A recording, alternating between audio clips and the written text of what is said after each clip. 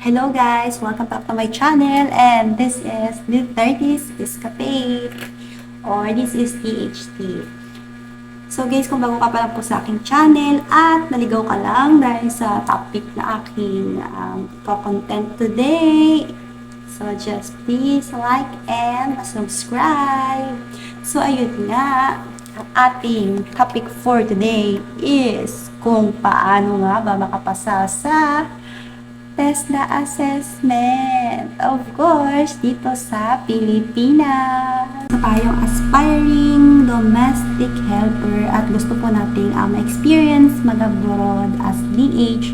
So, first is, aside sa maraming mga requirements na kukunin, dapat isa din po sa requirements bago po tayo makaalis ay maipasa po natin ang domestic work NC2 ng TESDA.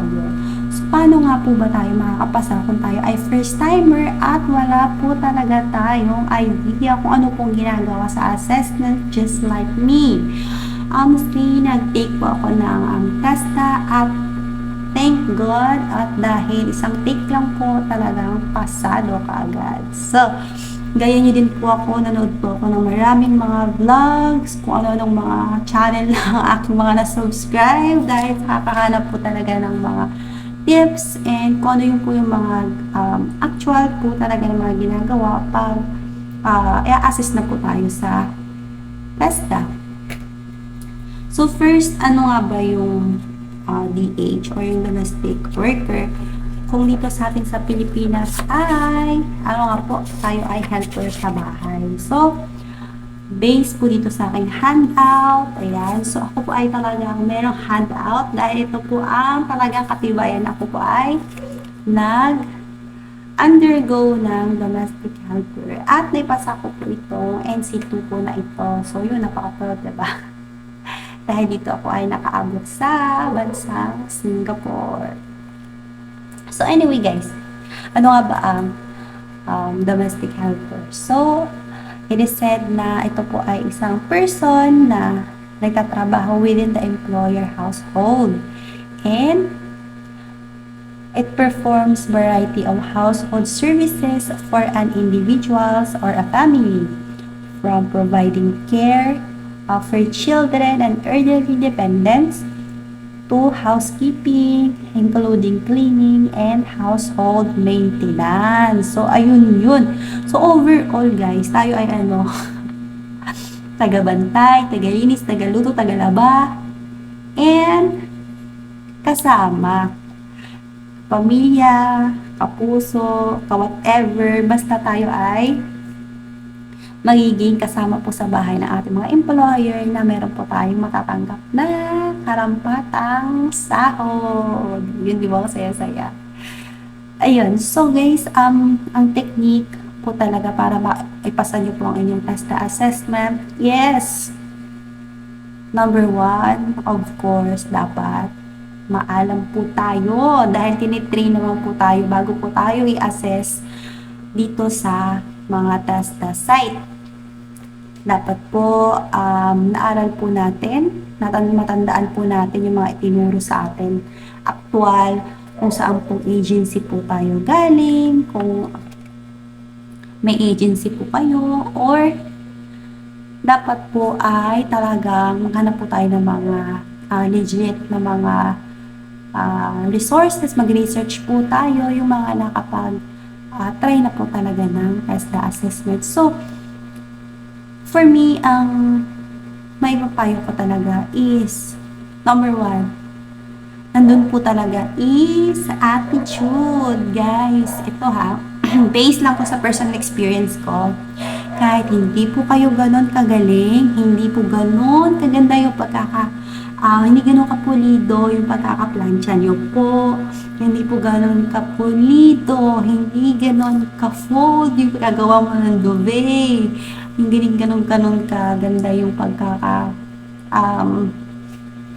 lagi pag-roll yung mga beddings nun, guys. Number 1 is stay positive kasi, guys, number 1 po talaga na ang gusto po ng mga assessor sa TESDA po is yung paano po tayo makitungo sa ating mga employer. Syempre, dapat po tayo ay nasa foreign country, tayo po dapat ang mag-a-adapt kung ano po yung culture nila. So, dapat po number 1 is yung pag-uugali po natin. Kung kayo po sa bahay niyo ay, or dito sa Pilipinas is parang you're the boss, pagdating po doon ay sila po ang boss. So, dapat marunong po tayo laging makinig at magpakumbaba at sorry of course kung kasalanan niyo.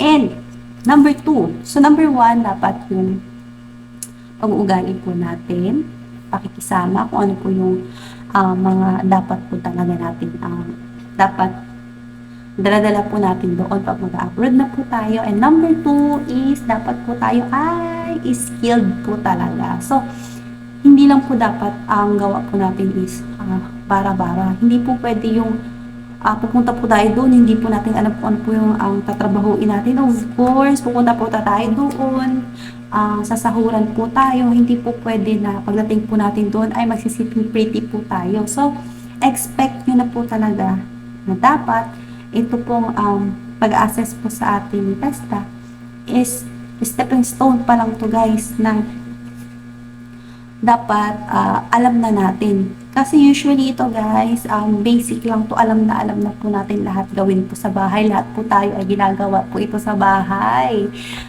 Except na lang po talaga dito sa mga machines na wala po talaga tayo kasi hindi naman po lahat. Merong mga example, merong vacuum, merong washing. So hindi lahat, pero yung paglilinis, lahat po yung paglalaba, pagpaplantsa, lahat po yan ay basic lang po talaga natin ginagawa. And, ang pinaka-tricky lang doon guys is yung pag-serve. So, sa pag-serve, tsaka sa pag-fix po ng bed. So, guys, I hope na on my next video, panoorin niyo pa dahil doon ituturo ko po kung ano po ba for me, ang technique para hindi po kayo mahirapan sa mga test na gagawin niyo po doon sa TESDA assessment. Ayun lang guys for today's video and bye!